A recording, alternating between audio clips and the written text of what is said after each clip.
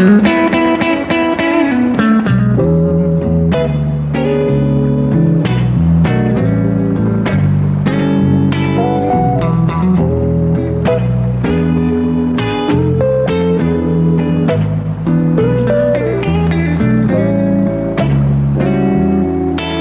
always knew I was supposed to do something special in my life, and it would have to do with entertainment, probably music. But what could a little kid from Decatur, Alabama possibly do that would matter to the world? One night, backstage in Memphis, I would find out. Elvis walked over to me, and my life was changed forever. I'm Larry D. here in the Great Smoky Mountains. With me, a legend in his own time, Charlie Hodge. Charlie, you spent over 17 years of your life with one of the true legends of the 20th century. At all of Elvis's homes, there was always one bedroom. It was Charlie's bedroom. You performed with him on stage. You were in many of his movies. You were his vocal coach at one time and one of the best friends of his entire lifetime. You wrote a book, Me and Elvis, which today is a bestseller. And now this video. There's been a lot of things said about Elvis all these years, and a good bit of that is made up by the press. Elvis fans all over the world have followed his life and death. And for a long time, I felt the real story should be told from someone who was there, you know, by his side. And I especially wanted Lisa Marie to know the truth about her dad. I wanted to share some of the pictures and home movies most people have never seen before. Some clips of the fun times we had, the Army, the music, the shows, personal family times, you know, the Elvis I knew. First of all, people should know that Elvis was a very intelligent man. He knew where he was going, and he knew how much he had to learn. He even realized after a time how big he was around the world, and he always had a plan and was in control. The staff had a logo we used on our jackets and everything, TCB. That meant taking care of business.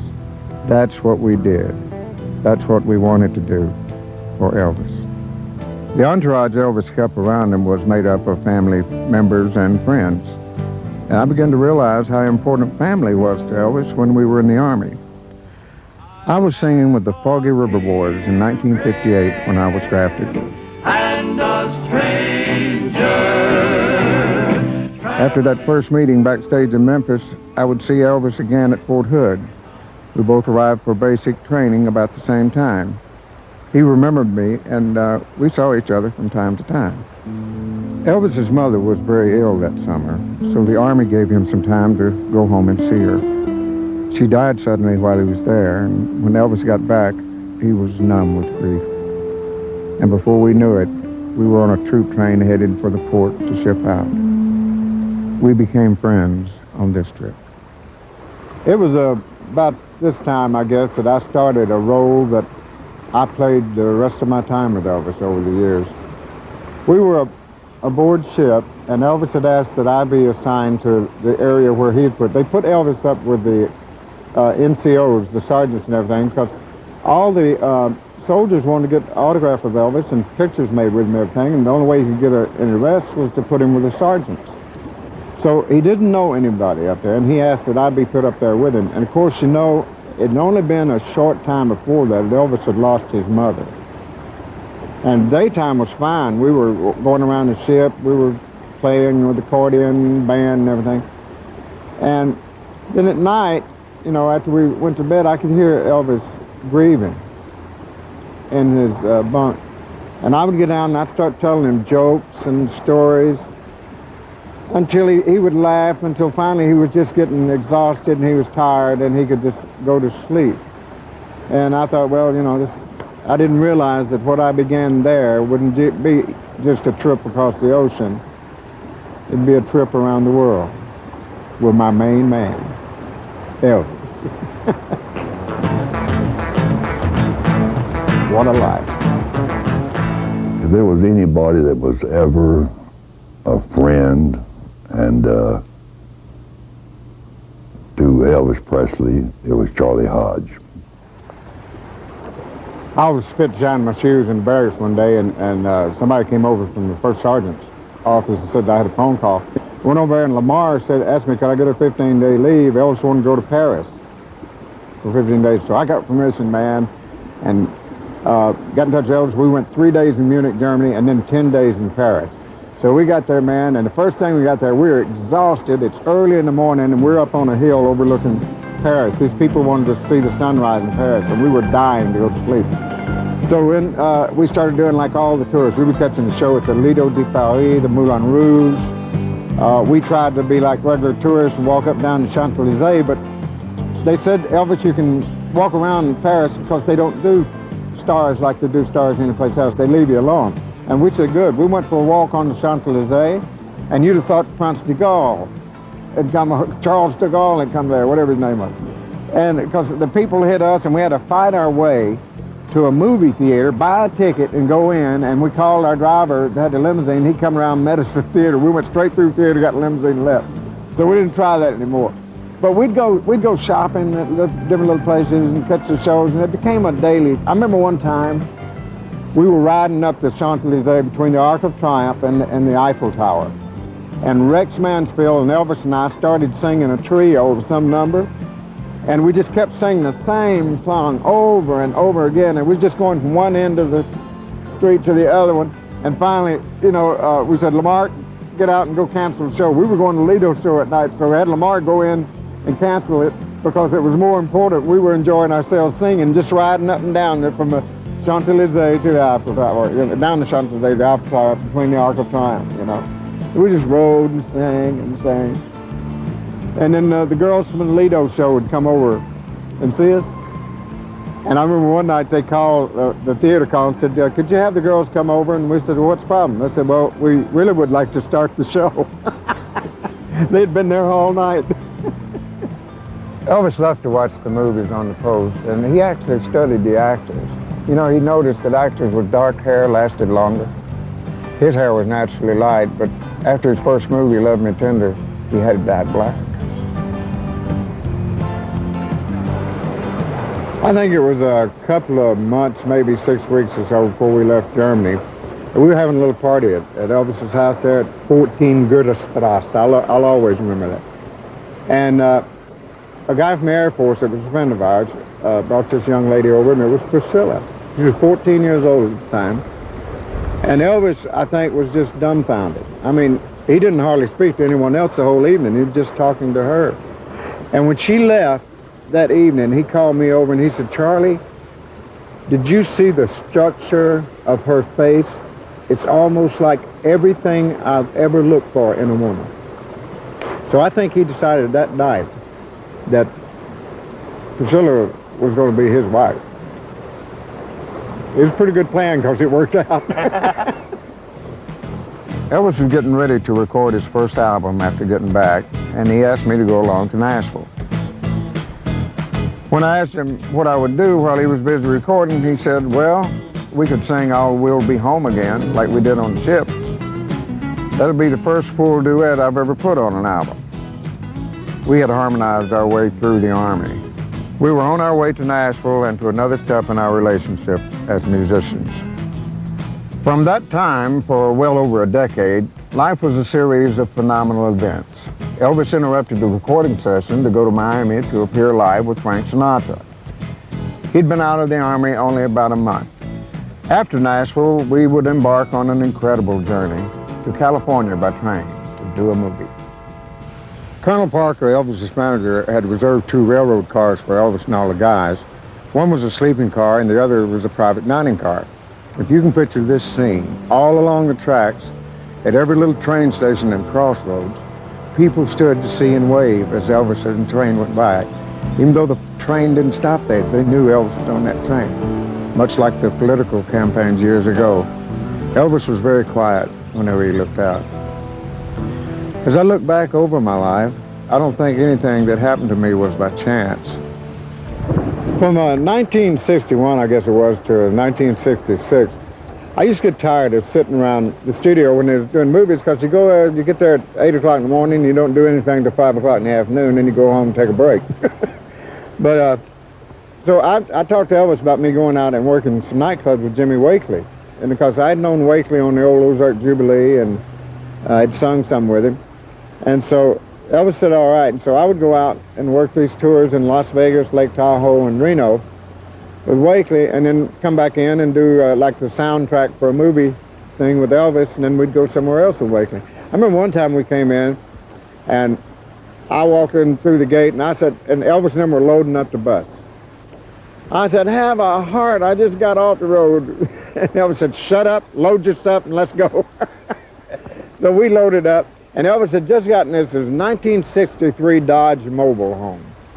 And we always followed it behind with a station wagon pulling a trailer with all our clothes in it, so it wouldn't be so much stuff on the bus. So kind of tell me, what was it really like to travel on the road with Elvis? I know we'd drive sometimes, and we'd stop and we'd spend the day in a hotel because we'd drive all night long. And then get up that night, and sometimes Elvis would drive 100 miles and say, let's check back in another hotel. I don't feel like doing it. And we'd stop on the side of the road, and we'd throw footballs, and we'd do everything. But what Elvis was, he was really anxious, really, to get back home. That's one of the reasons he got the bus, so he could have everybody together and we could all go home together. I remember one time we was coming through Arkansas, and we was listening to George Klein on WHPQ radio. And he played a song by Tom Jones called "A Green, Green Grass of Home." And that's the first time we had heard that. We had been out in Hollywood, I think, for 3 movies in a row, so we hadn't been home in probably 9 months, you know. And we listened to that, and every one of us started tearing up a little bit. And so Elvis pulled over to the next phone booth he saw. I said, Joe, call George, tell him to play that song again. So Joe called George. He played it again. Elvis stopped at the next phone booth to call him, tell him to play it again. And this went all the way from over there in West Memphis, Arkansas, well, the other side of West Memphis, actually, to all the way through Memphis. So we got home. He was calling. Every time we'd run in the phone booth, call George, tell him to play that song again. And George would announce on radio, he'd say, the king and the boys are on the way in, boys and girls, you know, and boom, boom, boom, tell about it. So he was giving them a running description of us coming in and listening to Tom Jones. And then Tom Jones later became a very close friend with Elvis. Very close friend. We were down in the den. I think we were playing records and listening to new demos for an album Elvis was going to do. And Charlie came in. I didn't realize he was so short. And I was glad to see him because that made me, I used to be the shortest guy in the group, and along comes Charlie. Now he's the shortest guy. So I was very glad to see Charlie Hodge, but Elvis said, George, this is Charlie Hodge. I met him in the Army. He used to be the Foggy River Boys. I said, yeah, I remember you. He used to come out with that coat case, and we all laughed. And Charlie said he'd heard Elvis talk about me quite a bit. So you're the disc jockey from Memphis, a good friend of Elvis. I said, yeah. And Charlie and I kind of hit it off pretty good. Elvis always would dress for all occasions and everything. We had, driving across country, we had jumpsuits with our name on it. He had a great time with the truckers, didn't he? Elvis drive the bus going across, and these truckers would recognize him. Going across, and they'd blow them big air horns, and Elvis would blow his horn, man. And then he'd racing them across country. Of course, it wasn't a race, but he had fun. He was playing with the truckers, you know. He had his own truck, customized, naturally. But he dressed special always. Elvis was proud of who he was, and never wore a disguise that I know of at all. And he would always dress the way Elvis was supposed to look.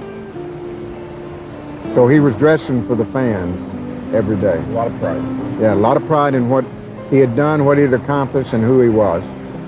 And Elvis could dress, nobody else would look that good in those clothes, but he would look fantastic, you know. You know, it's funny, when we'd leave Los Angeles going to Hollywood, or coming to Memphis, and we'd leave and nobody'd know what time we left. But somehow, when we got to Graceland, even if we flew, it's not going bus, if we left tonight, caught a plane, and it's midnight here, and 6 o'clock in the morning we're landing in Memphis, there'd be a crowd there waiting. Somehow the fans knew we had left, and they passed the word to each other. The same thing, we'd go to L.A., there'd be nobody around the house in L.A., we'd leave late at night on a plane, go to L.A., get to the house, crowd of people standing out there when we got there. They kept in touch with, they had their own underground. They knew where you were going to They knew where we were, yeah. when we'd get into a town, we'd be on tour, and we'd get off the plane. Sometimes they'd have like 2 or 3 Cadillac limousines there, and Elvis would get in one, and Dr. Nicopoulos and myself would get in another one, and somebody else another one. Then we always had the bus for everybody else. And if there were any fans outside the airfield there when we went out, they didn't know which one to follow, because Elvis could be in the front one, he could be in the middle one, he could be in the back one, unless you could really get a good look at him. And the way those cars were moving, because the police were always the greatest anywhere we went. They gave us a police escort. So when we left the place, we was already doing 30 or 40 miles an hour when we hit the highway, you know. But Elvis, we did that every so often. You know, Elvis would be in one car, I'd be in another car with Dr. Nicopoulos, and then you couldn't tell. It might not be anybody in those cars. Elvis might have been on the bus also with the rest of the guys. In fact, I remember one time when we were playing here in Tennessee, and we had a limousine to take us to the concert, and there were so many people outside the motel, we thought they was going to turn over the car, and from then on, for the next 2 nights we did concerts, we rode in the bus because we figured they couldn't turn that over. The fans would get excited, though. Oh, sure. Oh, yeah. Now tell me about the secret mission you had in regards to Elvis's wedding. When Elvis decided to get married, it was like Mission Impossible, man. Very few people knew what was going on, you know. Joe Esposito knew, and I knew, and the Colonel, of course, knew, because Colonel set it all up. And all the guys thought I was driving Colonel down to Palm Springs, because that was one of my normal jobs, drive him to Palm Springs, go down Monday morning, pick him up, and drive him back. But what we were doing during this whole period of time is we was heading, like, going to Palm Springs, but see, just before you get to Palm Springs, you turn left and go to Vegas. So we were going to Vegas, and the Colonel was setting up Elvis's wedding. And we couldn't even talk to each other about it. Everything had to be kept, each person doing what they're doing. Nobody else knows what the other person's doing. And so this went on until time for Elvis to get married, and then we left the house in the cars, drove to the Beverly Wilshire Hotel, drove downstairs, went up and stayed in one of the rooms for 2 hours. Then after it got early in the morning, you could see any cars parked. We went down and got the cars and drove the rest of the way to Palm Springs. Then got up the next morning, everybody loaded in the planes and went to Las Vegas. Well, there's all the news media down there ready to grab, you know, get pictures of Elvis's wedding. Then all of a sudden we're in Las Vegas. And the media, Colonel kept it so it wasn't like a circus. And Elvis and Priscilla got married, and then they came to the wedding breakfast, and that's where the media got to see them for the first time, and they were now man and wife. But the Colonel handled that so there would be no circus. His marriage could have some elegance about it, you know, some privacy. And it was just beautiful. Charlie, tell me, after Elvis and Priscilla got married, the close-knit family you all were, how did your own personal lives change, whether at Graceland or in California, wherever? I think my favorite time of living with Elvis, where it was more like a family, was when Elvis and Priscilla got married. Priscilla took over the running of the household, you know, and planning the meals and everything. And we ate dinner every evening in the dining room, like at Graceland and also at the house in L.A.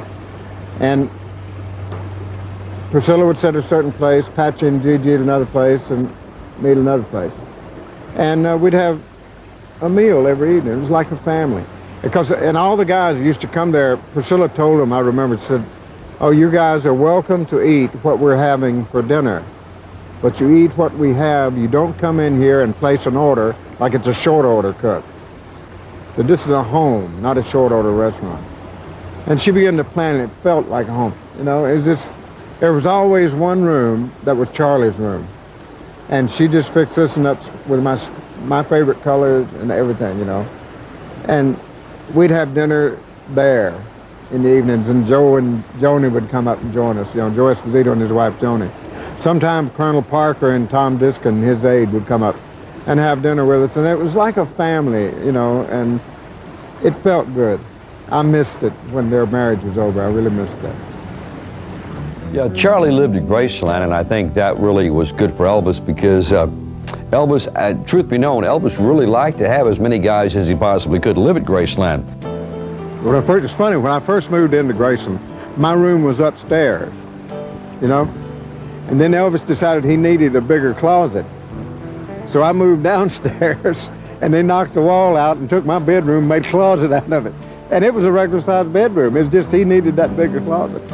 Then I moved downstairs into a room next to where the 3 TVs are in the wall, and I lived down there for years.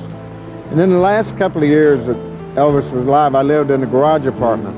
And it's kind of like I had my own living room out there and my own huge bedroom. And I could bring my friends in to visit with me without taking them inside Graceland. But Graceland is just the greatest memories in the world, man. That's where we played, we planned things, got ready to go to Hollywood, came back from Hollywood. There's so many memories there. You were in many of Elvis's movies, and I remember a part you played in the movie Charo. We were on location in Arizona, and Elvis he was looking forward to doing a Western, you know, to where he was, in the picture, he's like a gunslinger, a Charo. And then we got there and the script started changing because, well, Elvis said it was about the time that they started talking about all the violence on television and in movies and everything. So Elvis, he said, well, the gunfights are turning into dirty looks, you know, and he went over to Charles Marcus Warren, who wrote the script for that movie and was the director.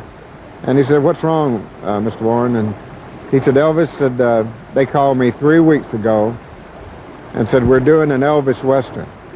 They didn't say we're doing an Elvis movie and it's a Western. We're doing an Elvis Western. And said, and I had to write this thing in 3 weeks. And he looked at Mr. Warren, he said, Mr. Warren, let's do our job, take the money, and run. I was walking around on the set of Clambake one day, and we'd been having a water battle. You know, we had water guns, and then that wasn't enough. We'd get a glass of water, and sometimes take shaving cream, put a head on it, you know, to have our water battles. And then it got into buckets of water. And I was standing around the edge of Elvis's trailer waiting for him to come out. And one of the guys had climbed all the way to the top of that studio, one of those catwalks, and a bucket of water hit me right in the head, you know. And I looked up, and the second bucket got me right in the face. You know, my shirt was just drenched. So I went over to the wardrobe and got me a dry shirt. And then I went over and put it in one of those big blowers they have on the set to keep the air circulating. I hung it up in front of it, you know, to dry. And about every 20 minutes or so, I'd go back over and feel of it, and it's still raining wet, you know. And I'm telling you, this went on all day. Every 20 minutes or so, we went out, we broke for lunch. It was gone an hour. I come back, and it was still wet. So one time, I went around there and felt of it. It's still wet, and so I walked around the edge of the trailer, and I turned and sneaked back and looked around.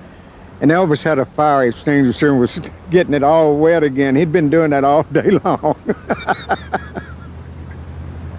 We was doing a picture of the Trouble with Girls. It was one of those pictures where we were having water battles, you know, and firecrackers we'd light around each other and just, you know, just things to do when they weren't shooting.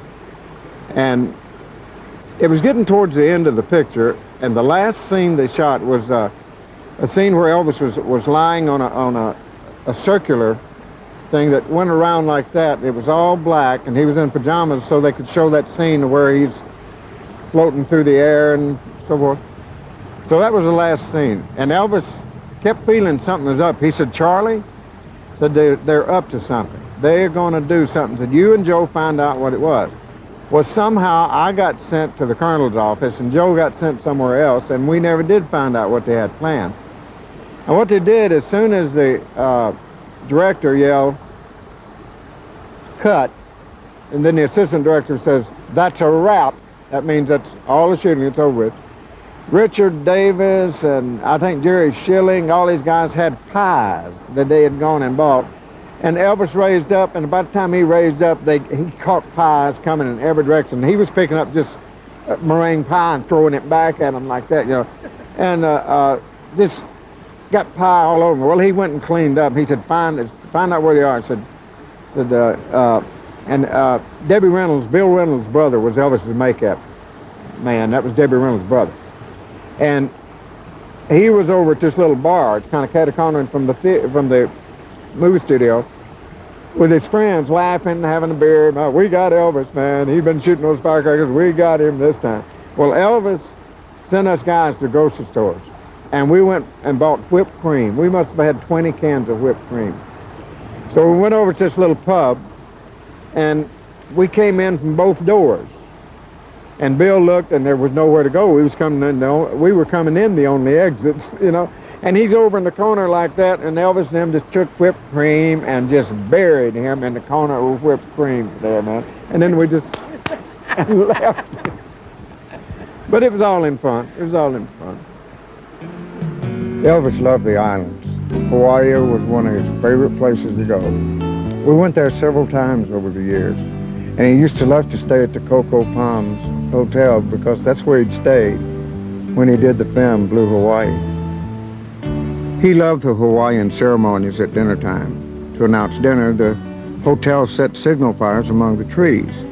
And also, while he was there, the Navy always put their admiral's barge at his disposal.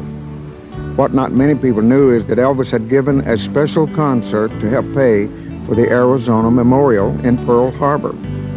Just beneath the memorial is the sunken battleship. Whenever he went to Hawaii, he liked to take people out to visit the memorial. Elvis was resting in his dressing room right after the Aloha from Hawaii television special, which, by the way, was seen by 2 billion people around the world. One of the guys came in and said there was someone to see Elvis, and it was Jack Lord. Well, now, Hawaii Five-0 and Jack Lord, Elvis watched them every time they were on, so that was one of his favorites. So Jack came back there, and man, it was just like instant friendship, you know? And Jack was talking to Elvis, and he said, you know, I don't think I've ever heard such dramatic music in my life. And Elvis said, Charlie, get this man a seat. We don't want to lose him, you know? And then the next week, Jack and Marie, his wife, invited Elvis and all those guys over for dinner at their apartment. You know, once Linda Lee had come up to see Elvis at his suite there, her dad was doing a recording session one time, and he needed a tenor singer. And she said, well, Charlie Hodge works for Elvis, and he used to be with the Fog River Boys. So Wakely had me come over and do a recording with him, you know, doing some vocal backup with this quartet he had. And then George Ritchie, who's married to Tammy Wynette now, George came because he was my piano player when I went in the Army with the Fog River Boys. And George came to me about reorganizing the Foggies, and I was getting kind of tired of sitting around movie sets, so I talked to Elvis about me going on the road with the quartet and working some in Nevada. And he said, well, go ahead, you know, just come back in and help me do the sessions and everything. When you're not working, you come back here as home. Okay. So I had the quartet there, and then the quartet broke up, and I stayed with Wakely up to 1966, working along with Louis Prima, Sam Butera and the Witnesses, Harry James, you know, the orchestra. Harry James was my keynote playing buddy. And just a lot of stars I was working with there in Nevada, and kind of learning, I guess, what I needed to know to lay out a show for Elvis. Because in 1966, I decided I really didn't have any time that I was giving to Charlie Hodge.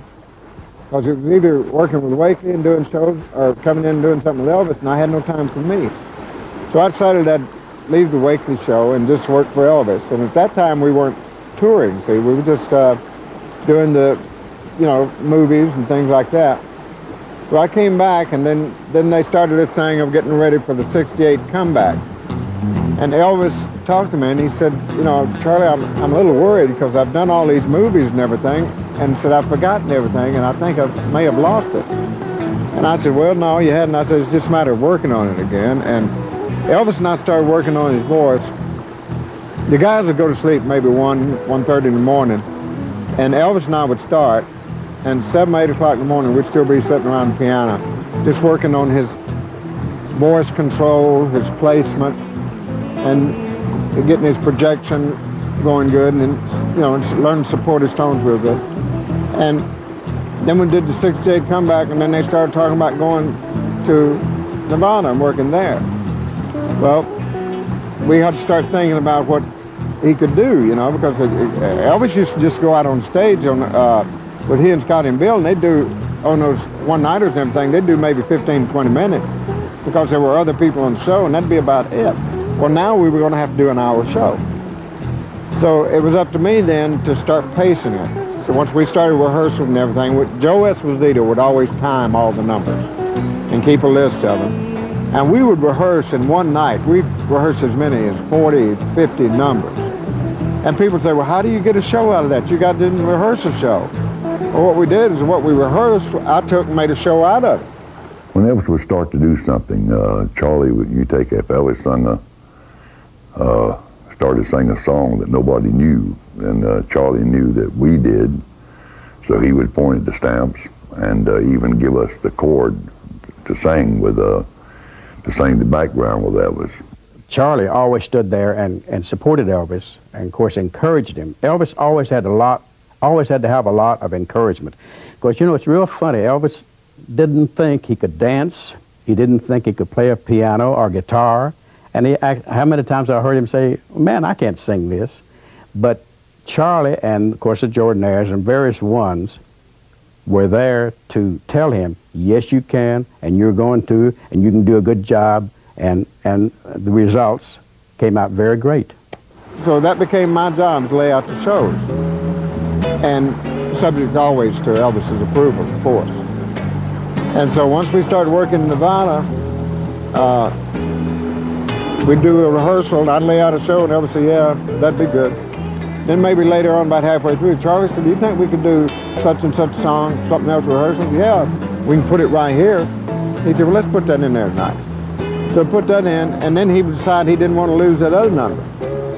See? So then I would tell him, well, they're about the same tempo, so talk between the songs. And then people won't notice it when you go back into it, stay the same tempo.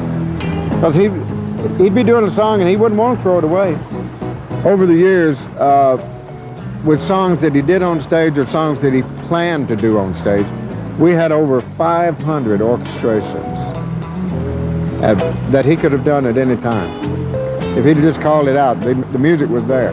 Charlie Hodge, I think Charlie had a whole lot to do with Elvis's stage performance. I don't mean Elvis's personal performance. I'm talking about the production on the stage, where the band was, what songs. And Charlie, if Elvis drew a blank for a moment, says Charlie, where are he? Elvis would throw out a song like, well, One Night or The Wonder of You. Charlie knew the tempo of the music, where Elvis may get involved with the audience, or Elvis may be making a speech, introducing the band. Charlie always had the song list there, and they knew the tempo of the songs and what songs would go over at certain situations.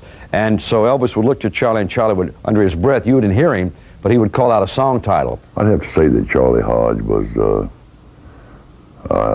outside of Elvis, the most important man in the Elvis Presley show.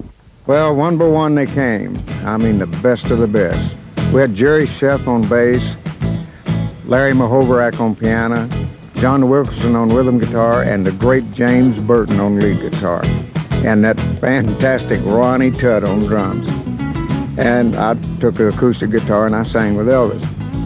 Larry only made the first engagement for us, and then Glenn Hardin joined us with his piano after the next opening. Elvis then called in the Imperials Quartet and the Sweet Inspirations. And one of the Sweet Inspirations, it was 4 of them at that time, was Cissy Houston, the mother of Whitney Houston. And we began to plan the show. You know, we went and we caught Barbra Streisand, who was kicking off the first month at the New International Hotel. And this is the same stage that Elvis would be on, you see. So he began looking at it to see, it was such a big stage that you looked alone up there. Barbara looked like she was by herself. And he wanted to have people around him, you know, like, so we had the big orchestra. And he got this idea from going to see Barbara and Tom Jones, who, you know, Tom and Elvis had been friends for just years. And seeing the stage and what Tom would wear and everything, he decided what he wanted to wear and kind of how the lighting should be. And from watching all these shows, see, he could get an idea of what was happening in Las Vegas today, see. Elvis decided that he didn't think he'd feel comfortable in a tuxedo. So What he did is, you know, he was in karate, and in karate they have an outfit there where it's called a gi.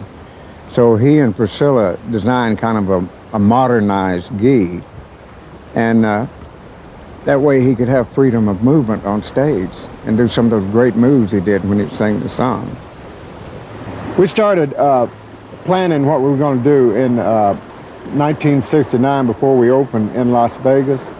And at first Elvis didn't want to use his guitar. He thought it'd just come out without it. And we sat down and we talked about it. And I said, well, gee, you know, everybody's used to seeing you. Like your first album had that picture of you and guitar on it. And maybe we can use it the first 2 numbers and then lose it. And so he said, yeah, that'll work. So come out, and then different things developed from that, like him hitting me in the stomach with the guitar. Nothing of that was ever really planned. And then he used to like just hand me the guitar after he finished the second number, and then he got where he'd kind of lob it over to me, you know? And then he started doing these karate workout things with it, just going in different directions and everything. And I'm waiting back there, where's it going, where's it going? You know, and then one night, instead of turning around and lobbing it to me, he just threw it over his head like that. Well, from then on, I caught the guitar. I never missed it one time. But if you can see the later videos where I'm catching the guitar, the orchestra actually had a period they put there. They waited, and when you saw me catch the guitar, Joe Gercio had the orchestra go, dot, and, you know, as I called it, big chord. So those things just developed. Nothing was ever planned. Everything worked off of Elvis and became part of the show. And the rehearsals before the opening were marathons. And the intensity and excitement was building, and everybody felt it. We'd rehearse all night long sometimes. Somebody asked me one time, you know, like what all I did on stage for Elvis, and it was a number of things. Like I laid out the shows, you know, subject to Elvis's approval, of course. And if he wanted to change a song during the show, then it was my job to get it lined back up so that the orchestra could keep their music, you know, in line. Because the way the music's laid out that way, you know. And then another thing I do is like Elvis, like on the, you know, the way he worked and everything, at the end of the song sometimes, he'd just be totally out of breath. You know, so I'd help hold his note for him, so if he's out of breath, I'd be hanging on to it. And then to help me, in case I gave out of breath, it was Ed Enert with the Stamps Quartet. He'd be holding the note too, so Elvis was covered, you know? Charlie was always there to hit the high note in case Elvis didn't quite make it or didn't want to make it. Charlie was always there to hand him a scarf and to hit that high note if Elvis wanted him to. And it seemed like Charlie always knew when to do it. Somebody was asking me, like I said, about one of these one time. They said, well, you gave Elvis his scarves and water, you laid the show out, you told him what was coming up next.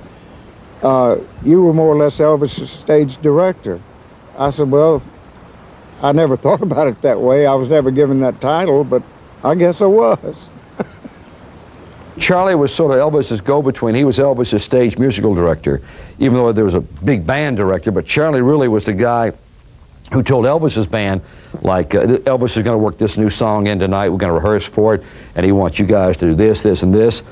Charlie had a great deal to do with Elvis's stage performance, but people are not aware of that. What happened the night July 26th can only be described as a desert explosion. It was awesome, a cosmic event. It was pure Elvis. It was built on dramatics. I mean, we would have these beautiful introductions and these big dramatic endings, you know. So it's built on dramatics, and Elvis loved that. He loved it. I think that's one of the things he used to, when he used to, and he was a little boy in Memphis, and he used to go down to Overton Square and listen to the orchestras play the symphony music with those big endings and everything.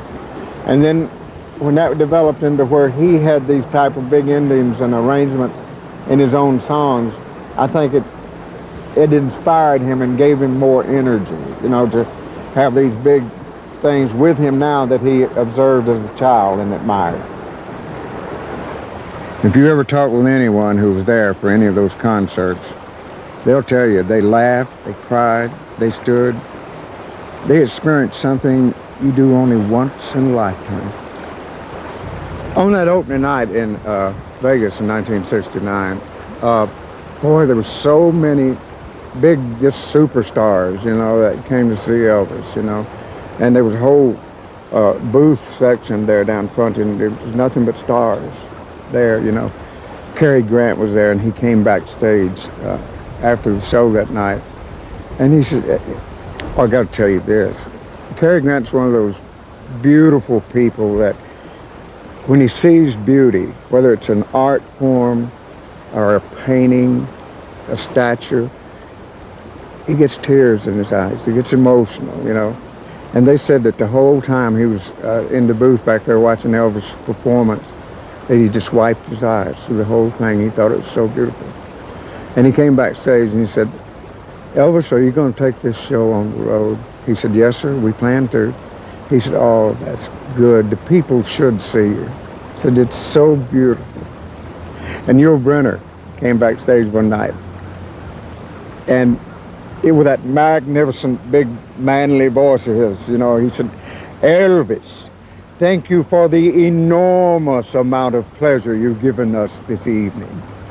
This is very elegant, you know.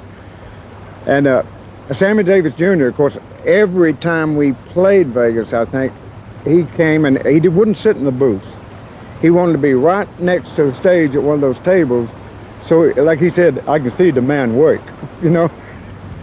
He was there the first night we did Thus Spake Zarathustra, the what everybody calls 2001 Space Odyssey. Elvis, that was Elvis's idea, by the way. He went for a drive one day, which a lot of people didn't know he could go out anywhere by himself, but he went out in his Stutz Blackhawk, and he came back and he came up to me and said, Charlie, he said, do you remember that theme on the 2001 Space Odyssey? I said, yeah. He said, that'd be a great opening. We had 37 pieces on stage in Las Vegas. The only thing is, on the road we could only carry the brass. We couldn't carry the reeds and the strings. The only time we ever used the reeds and the strings on location like that was when we recorded at Madison Square Garden. And then it was conducive there to use the strings and the reeds and the brass. But the whole thing was magic. Elvis would want me to play games with him. He didn't want to look like he was picking on me. Like he'd come over sometime and he would like take a drink of water and then throw water on me, and then he'd say just over his shoulder, throw some on me. So it looked like that we were playing with each other and it wasn't just him picking on me, which I would do. And sometimes I'd take a kick at him just as he walked off and just barely miss him, you know, something like that. Those things that weren't planned, you know, like it's like Elvis coming over to the end of the show, and we'd been on stage like 45 minutes or 55 minutes. He'd say, what's the next song? And I'd tell him what's next. He said, I don't feel like doing that. What's next? I'd tell him that. I don't feel like doing that. I said, well, look, we're already done 55 minutes. Do funny how time slips away and let's go home. He'd say, okay. One night we were playing an engagement somewhere. I don't know where it was. But Elvis saw these two young ladies down at the edge of the stage, and they had a birthday cake that they had prepared for him. And Elvis got down and he was thanking them. And when he looked up, he had that look in his eyes. He's up to something, you know? And I said, uh-oh, here it comes. In front of 18,000 people, here it comes. And he did. As soon as he said thank you and turned around, he just come over his shoulder with that. And I threw my hand up in front of my face and caught the cake on the back of my hand. Went around behind it and grabbed it like that. But to the audience, it looked like it hit me right in the face. I managed to just get a little bit of icing on my shoulders, and that's it. But he'd played, it wasn't planned, it was something that happened. You didn't get angry about it. It was just part of the show. It's like him, you know, some lady threw panties on the stage, you know, and he comes back and put them on my head, and big old J.D. Sumner, he'd go over there and put panties on his head, you know. J.D. and I got the results of everything thrown on stage there. The first time I met Elvis Presley, he was just a kid. And he would come to the Sings in Memphis when he was 14 years old as a boy. And would hang around backstage, asking me everything in the world about how you get into show business. And I've said many times I wished I could remember what I told him, because I left to do that myself. We toured anywhere from 12 days to 16 days every month. And in between touring, we'd have like 2 to 3 weeks off, and we'd go down to Palm Springs and stay, or sometimes we'd go to Graceland. Sometimes we'd check into a hotel up in L.A. so Elvis could see Lisa Marie for a while. And then we kept improving the show, upgrading, you know, adding songs. I never will forget one night we were on a West Coast tour, and I was riding in a limousine with Elvis, and he leaned over and he said, "Charlie, I want to do How Great Thou Art tonight." I said, "I'm the only one that knows it." He said, "Well, you go to the piano and play it then." So when I got there, I went straight over to the band and the voices and everything, because they all knew the song, and such professionals. All you had to do is explain to them how it was going to go, and they'd be able to do it. And I said, "Glenn D., I'll sit at the piano and play it until you learn Elvis's phrasing on it." And okay, so we started out with a song we hadn't even rehearsed, and I sat at the piano and I played it for the next 3 engagements until the band learned it, and Glenn D. learned his phrasing and everything. And then Joe Gershio wrote an orchestration for it, and without ever rehearsing the song, we ended up with a complete orchestration and one of the greatest songs in the show. There was one event that seemed to trigger a different mood in Elvis. I mean, he was fond of most of his cousins, and there was a few he loved, and they were around all the time. I remember one night in Vegas, he got a phone call, and one of his cousins, a very beautiful lady, had died. And he turned to me and he said, "Charlie, I don't think I can stand to see another member of my family die. I think I'd rather go first myself."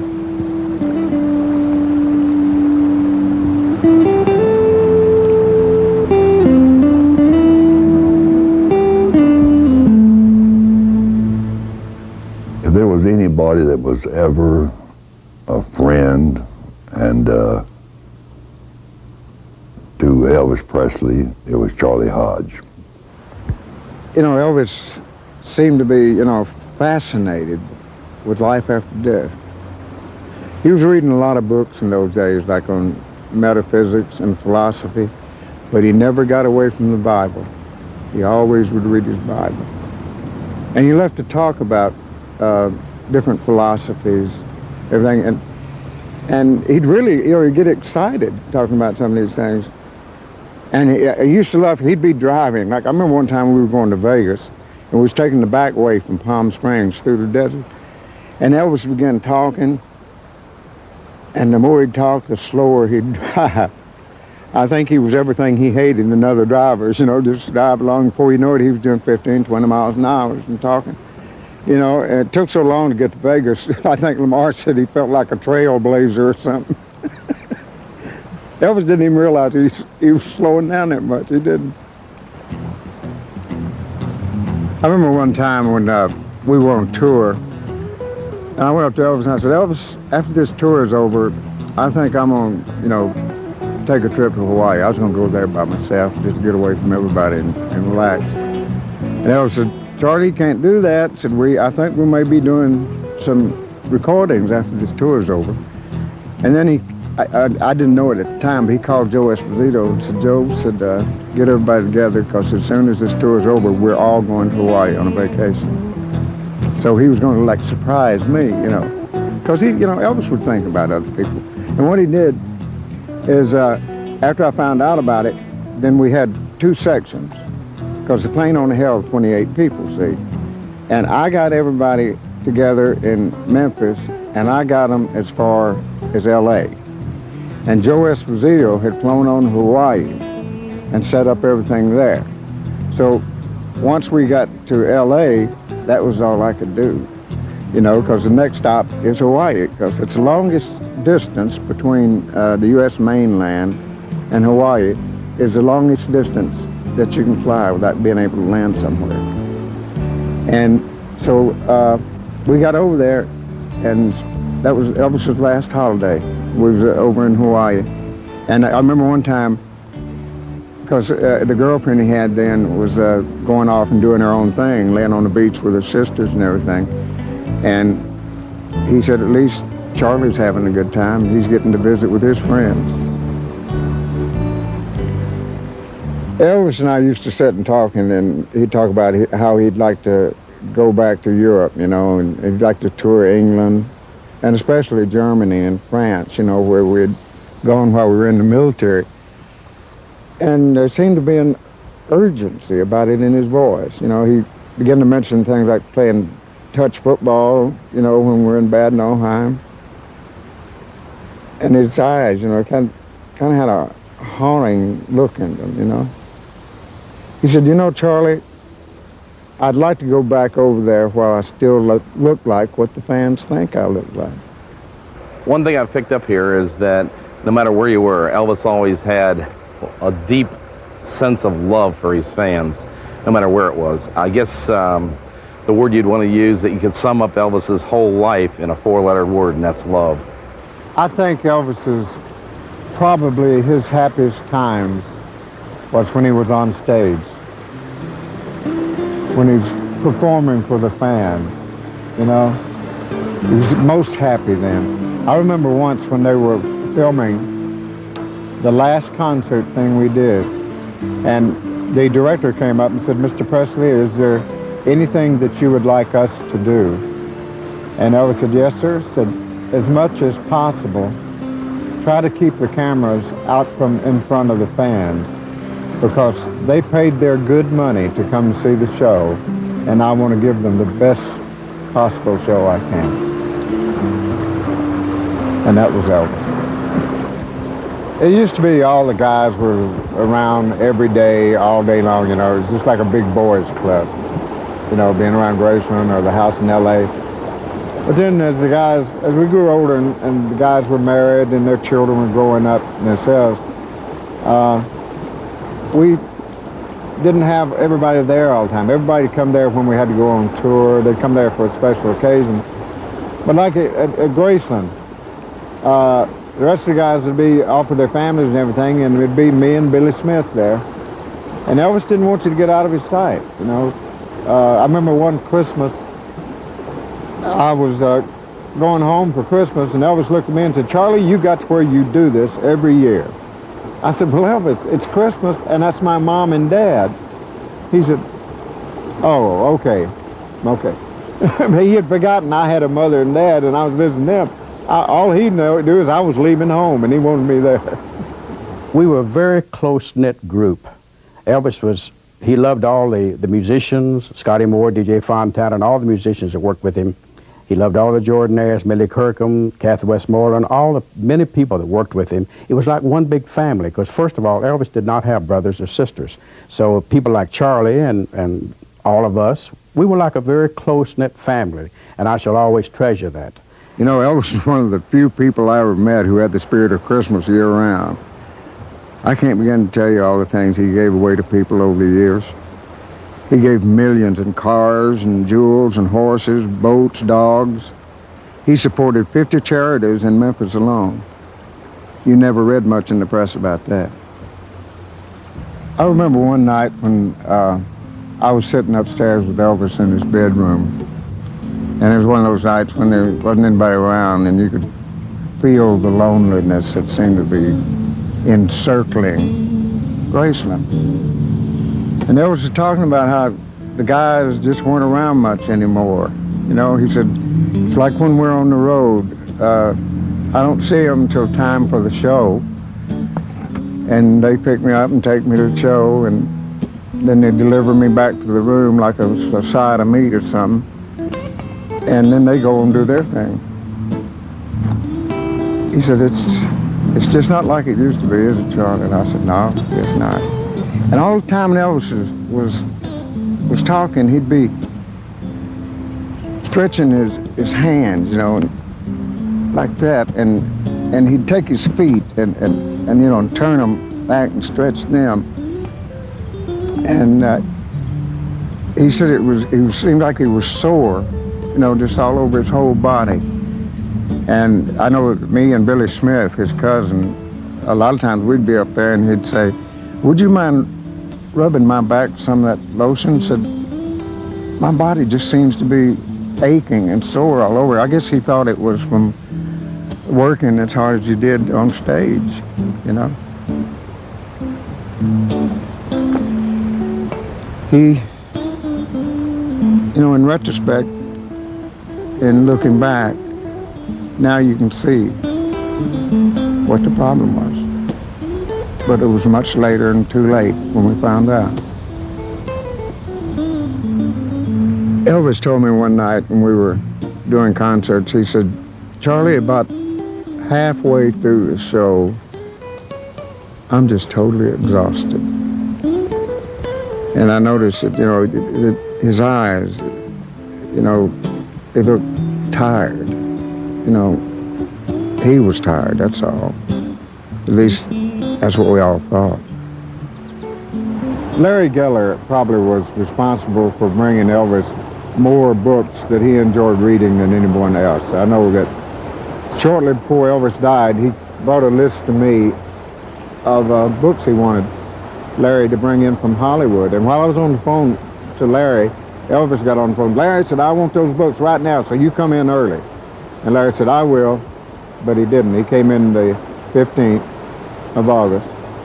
And he gave me the books, and I took them upstairs, and Elvis was asleep. I put them where he could get them, put the Shroud of Turin, Italy on it, on top. And then when we found Elvis, the book that he'd been reading there, the last book he read was the Shroud of Turin, Italy. But always his favorite book, and the book he read more than any other book, he always had one beside him in every bed he slept in, whether it was a motel room, a hotel room, or his home. He had the Bible. The Bible was Elvis's favorite book. You were with him in the good times and the bad times. And as his closest friend, Charlie, please take time and tell us about the end. There were all kind of rumors after Elvis' death. There was, you know, fantastic stories, and most of them just rumors and nothing more. There's no truth to it. They discovered during the autopsy that the right side of Elvis's heart was twice as big as the left side, and that he had already had 3 heart attacks already and didn't even know it. And of course, he had a bad liver, just like his mother did, and they were trying to fix that. And he had always had a trouble with high blood pressure, and his mother had that. Same thing. And also he had glaucoma, and he had to take medicine for that. And one day, I was over visiting Mr. Presley at his house, and Elvis's friend, Dr. Nicopoulos, came over and told us something that kind of cleared up a lot of things we'd thought about, of why Elvis was always so sore and everything. And Dr. Nick told this to Mr. Presley, and then he looked at me and said, Charlie, this is in strictest confidence. And we didn't mention it to anybody. I didn't mention it myself to anyone until after Mr. Presley had died, and then I put it in my book. And what they discovered was that Elvis had bone cancer, and it had spread over his entire body. So that kind of explained stretching and wanting the body rub. He was hurting, and there was pain from that, and he didn't even know what it was, and we didn't either. I don't know the answers about life and death. I do know Elvis had faith in God, and it never wavered. All I can tell you is that a bright, vibrant light, an exceptional soul, walked over to me on a Memphis stage one night. I traveled around the world with him. I was privileged to share some of his most private moments, and I witnessed his unequaled generosity. Watched him give of himself to everyone, and I saw the impact he made on the whole world. We're all just a little bit better for his having been here. lead me, guide me along the way. For if you leave me, I cannot stray. Just open mine eyes that I may see. Lead me, oh Lord, won't you lead me? Well, I'm tired and I need. I can't thank Charlie Hodge enough for the help and the guidance he's given me. We met years ago, and he has been supportive of every effort that I've ever done. He's tried to show me more tidbits about Elvis, mannerisms, and yet he's also been kind enough to allow me to be myself and find a way to do it. The reason this show is happening at the power and the effectiveness it is because of Charlie Hodge's input. Thanks, Charlie. Won't you lead me? Lead me, oh Lord, won't you lead me?